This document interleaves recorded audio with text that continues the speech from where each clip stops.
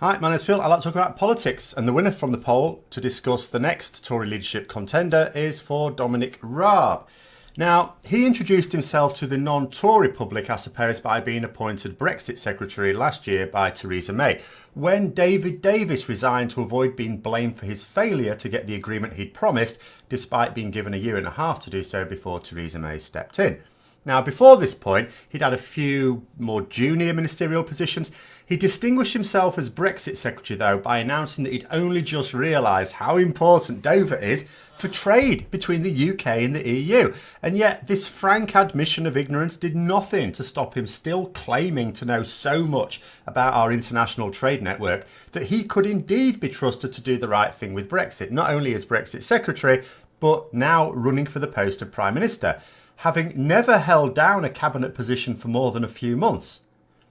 During his speech, when he admitted that he understood how vital now the link between Dover and Calais was, he emphasised how important it was, therefore, to ensure a form of Brexit that guarantees frictionless trade between the UK and the EU.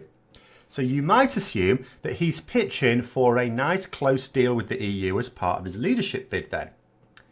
You would be wrong. He has committed to exiting the EU by October 31st under any and all circumstances. There is no circumstance under which he would consider not leaving on that date. So another candidate who has made it clear how damaging a no-deal Brexit would be for the country, but is prepared to commit to one for political power. But as embarrassing as Raab's brief tenure as Brexit Secretary was, his resignation was also fairly odd. So he lasted in the role for 4 months. And he didn't resign because he'd had to admit he knew nothing about Brexit after all, and it's better for the country that someone else does it. And, he knew nothing about the EU, nothing about UK trade, nothing about basic geography, it seems, as well. No, he resigned saying that he couldn't support the withdrawal agreement. But the withdrawal agreement hadn't changed between him accepting the cabinet role and resigning from it. So are we to assume that either he hadn't read the withdrawal agreement until 4 months later, or at least hadn't understood it, and it was only in 4 months that someone pointed out some things to him and he went, oh, I didn't realise that. And that is particularly strange, as Raab is not as legally ignorant as many MPs. Indeed, he's worked as a solicitor in international law. So quite how this guy couldn't get to grips with the content of the agreement before accepting his position is beyond me. However you slice Raab's behaviour and statements over the past year, you can come to no other conclusion that he is at least dishonest, ill-informed and even a bit dim.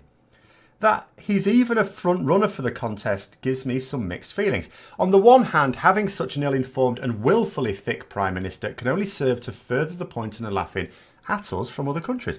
Even the United States is laughing at us, because at least it's viewed that in their case, there's only one member of the government is as thick as mince. In our government, it's like you could be forgiven for thinking they haven't got 2 brain cells to rub together.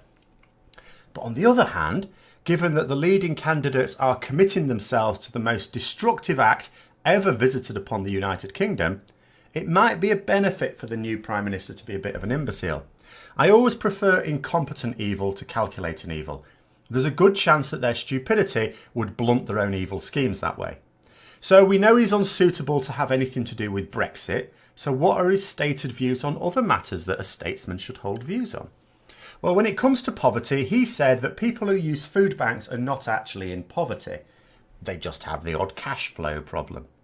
I mean, the second part is right. We do have a cash flow problem because the cash is flowing from the country to outside of the country into the hands of the already extremely wealthy who don't even use that extra wealth. He also has no time for the NHS and described demands for proper funding as childish. But enmity towards the NHS is something you'll hear from any Tory leadership candidate, not something Raab has a monopoly on. What about his credentials for the working classes that he will rely upon for their votes? Stop sniggering. Well, he described the British as some of the laziest workers in the world. The exact words were, once they enter the workplace, the British are amongst the worst idlers in the world. Now, we don't exactly know whose words they were because it wasn't in a speech, it was in a book co-authored by Raab. But as he was one of the authors and indeed was the publisher of the book, he had to have signed off on everything in it, of course, unless he couldn't be bothered to read that as well. So this guy either couldn't be bothered to read the withdrawal agreement as Brexit Secretary or even his own book, or to at least put any effort into understanding those terms, and he has the nerve to call others idle. It's a bit strange, isn't it? He also described feminists as the most obnoxious bigots. Not just obnoxious bigots, no.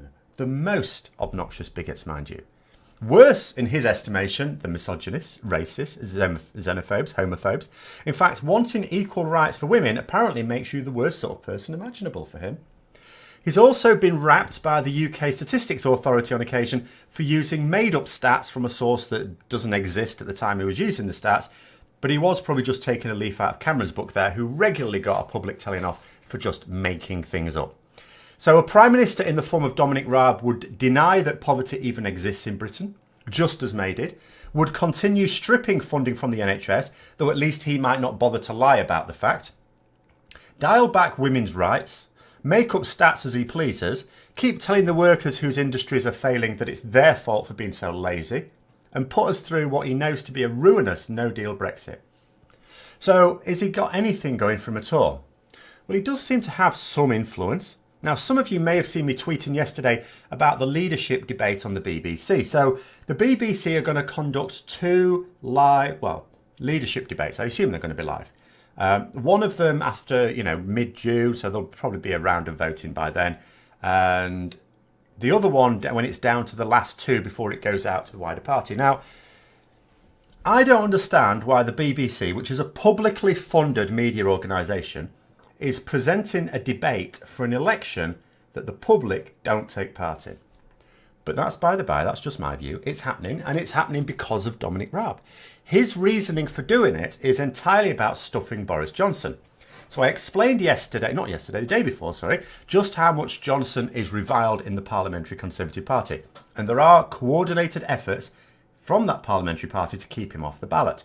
It was judged that a public debate between all contenders would be especially damaging for Boris. Now, not only would he have to nail his colours to the mast on a number of issues, instead of the vague, ambiguous aims he aims to churn out in the newspapers, but the fact that Johnson has been summoned to court over his behaviour during the Brexit campaign will provide more easy ammunition. In addition, it may well be that Johnson finds himself under particularly sustained attack from everyone else in the debate, who will be going there sure to big themselves up, but most especially to shoot Johnson down. So Raab may actually have done something useful here. As much as I disapprove of the BBC doing this, for what is effectively an internal party matter, it will at least give us some more quotes with which to trap them in their lies in the future. Much good that's done us so far.